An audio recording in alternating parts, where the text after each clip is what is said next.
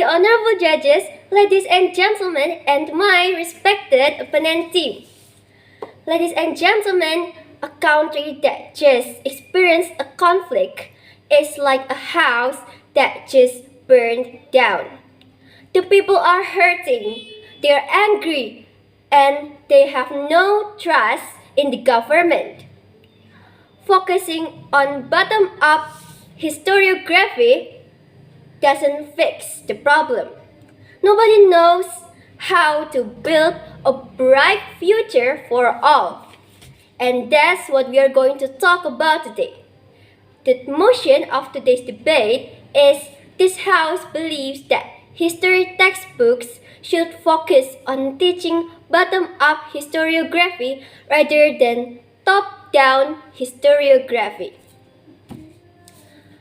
We, as the opposition team, agree with the definition that's been given by the affirmative team, but we strongly against this motion.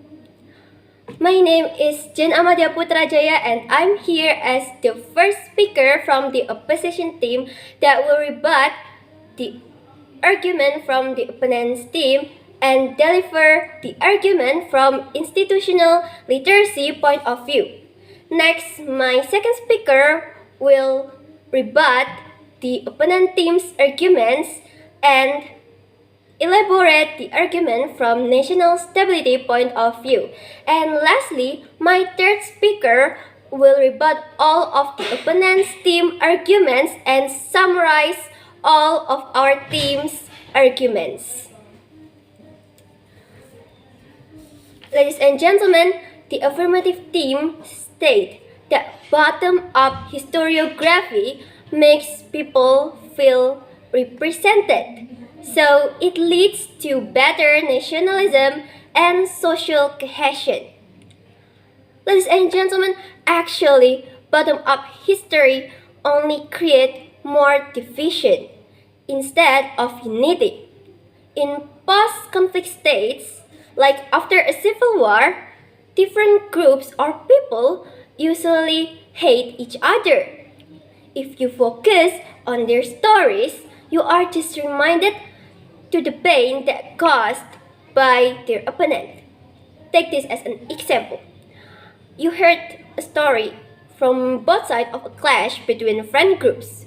Of course, you will know it from both point of view, but at the same time, you will feel like you think A side is better, like is right, and B side is wrong. In countries like Rwanda, after the genocide, focusing too much on local group identities can restart the anger. Therefore, we need top-down historiography because it provides a single identity like a constitution or a leader that everyone can agree on. The affirmative team also state that the way to humanize people, we must immortalize them in textbooks.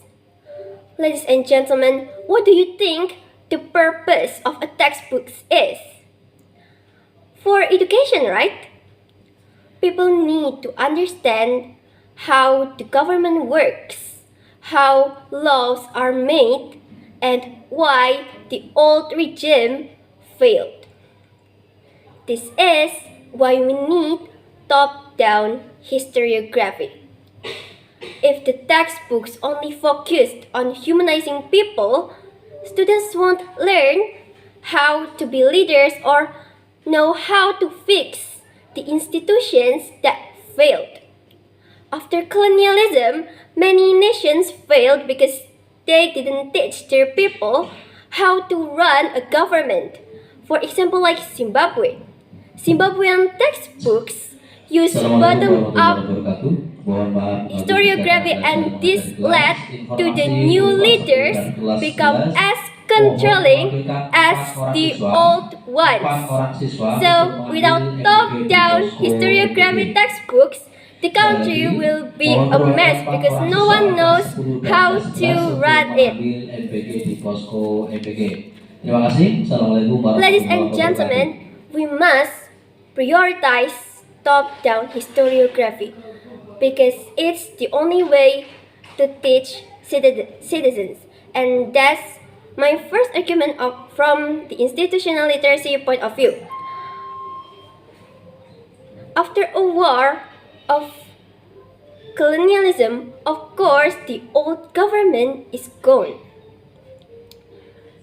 So, the only way to teach citizens of how to run a government is through top-down historiography.